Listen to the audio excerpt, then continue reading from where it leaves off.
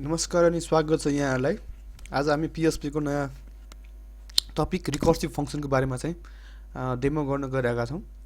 So last भिडियोमा चाहिँ हामीले फङ्सन भेरिएबल्सको बारेमा चाहिँ कुरा गरेका थियौँ भने आज हामी रिकर्सिभ फङ्सनको बारेमा चाहिँ कुरा गर्छौँ। रिकर्सिभ फङ्सन भनेको आफैलाई कल गर्ने फङ्सन हो एउटा। सो त्यसको बारेमा चाहिँ हामी चर्चा गर्न गइरहेका छौँ। सो ल्याउन गरिकन हामी आज रिकर्सिभ फङ्सनको बारेमा चाहिँ एउटा इक्जाम्पल गर्न गइरहेका छौँ। सो मैले यहाँनिर localhost /php/function खुलिसकेको छ। यसलाई मैले यहाँ फङ्सनको फाइल खोलिरहेको छु। सो यहाँनिर मैले PHP अन गर्छु, PHP लेख्ने ट्याब गरेपछि PHP को ओपनिङ र क्लोजिङ अटोमेटिक आउँछ। सो यहाँनिर हामीले एउटा फङ्सन बनाएँ। मैले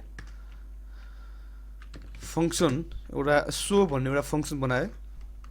ओके, यो फङ्सनमा केही गरेन मैले, जस्ट पहिला नर्मल फङ्सन बनाऊ। एउटा भेरिएबल्स लिए मैले नम्बर भन्ने एउटा भेरिएबल्स लिए मैले।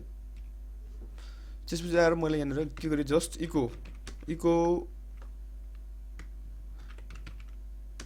$num गर्दै र फङ्सनलाई यहाँनिर कल गर्दै मैले। सो मैले यहाँनिर 8 लाइन नम्बर आर्गुमेन्ट पठायो भने चाहिँ अब हामी एकदम डिस्प्लेमा चाहिँ 8 आउँछ, किनकि यहाँनिर हामीले सेम नम्बरलाई चाहिँ इको गरेको छ। अहिलेसम्म चाहिँ हामीले रिकर्सिभ फङ्सन युज गरेको छैन। सो रिकर्सिभ फङ्सन भनेको कस्तो भने यहाँभित्र यो फङ्सन नामलाई आफैलाई कल गर्यो भने त्यो बल्ल चाहिँ रिकर्सिभ फङ्सन हुन्छ। यसको लागि एउटा कन्डिसन बनाऊ। इफ कन्डिसन लगाएँ मैले। इफ यदि हाम्रो $_num ओके 5 सम्म 1 सम्म डिस्प्ले गरौँ भनेको सपोज 5 छ भने, सो त्यो टाइममा चाहिँ बल्ल कल गरौँ। पहिला त्यसलाई इको गरौँ, इको $num गरेर मैले यति गरिदिएँ। सो यहाँनिर मैले 1 पठाइदिएँ। प्रिन्ट हुन्छ त, ओके प्रिन्ट चाहिँ हाम्रो भइरहेको छ। नम पठाएको, नम चाहिँ 1 ठुलो 5 ठुलो छ। ओके, अभियसली प्रिन्ट भइरहेको छ।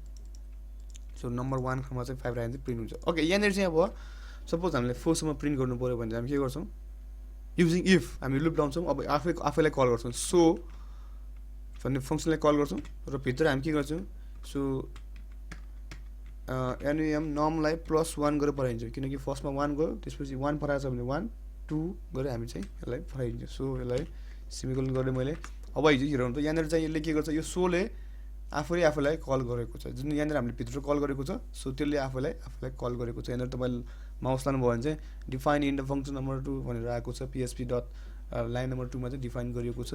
रेफरेन्स इन लाइन नम्बर 11 भनेको कल गरिएको छ भनेको छ। सो यसलाई सेभ गरौँ। अब हाम्रो के हुन्छ, 1 देखि 4 सम्म डिस्प्ले हुनुपर्ने हो। सो ओके, यहाँनिर BR ट्याग हाल्ने एउटा डिस्प्ले चाहिँ भयो, तर लाइनमै डिस्प्ले भयो। सो मैले यहाँनिर BR ट्याग हाल्दै एउटा। सो रिफ्रेस गरेर अब त सो यहाँनिर मिस्टेक। ओके, यहाँनिर हाम्रो एउटा डबल इम्पोर्टेन्ट। सो 1 देखि 4 सम्म हाम्रो प्रिन्ट भइरहेको छ। This is the recursive function, आफैलाई कल गर्ने एउटा फङ्सन हो। ओके, साथसाथै म एउटा अर्को इक्जाम्पल गर्न चाहन्छु, फ्याक्टोरियलको एउटा इक्जाम्पल गर्न चाहेँ।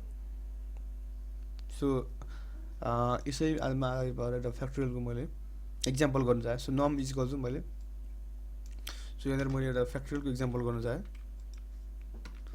ओके, यहाँनिर मैले इफ यदि हाम्रो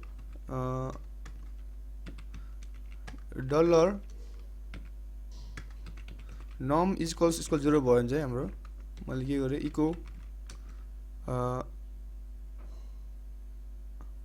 इको 1 गरेँ मैले। 0 भयो भने चाहिँ फ्याक्टोरियल 1 गरेँ मैले, होइन। त्यसपछि एल्स यदि यो 0 भएन भने चाहिँ, 0 छैन भने के गर्नु हुन्छ, म एल्स पार्टमा हालिदिन्छु। एल्स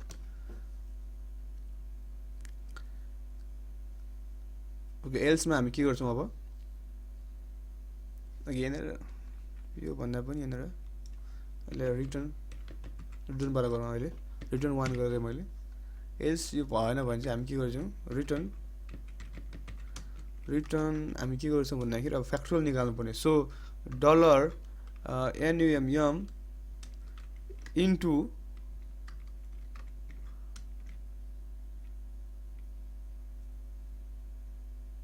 इन्टु के गर्नु पऱ्यो आफैले कल गर्नु सो भन्ने एउटा फङ्सन हो आफै नै फङ्सन सो भन्ने कल गरेँ र जहाँ चाहिँ मैले num -1 गरेँ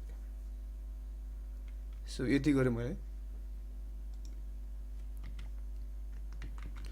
अब हामी एकचोटि 1 को पठाउँ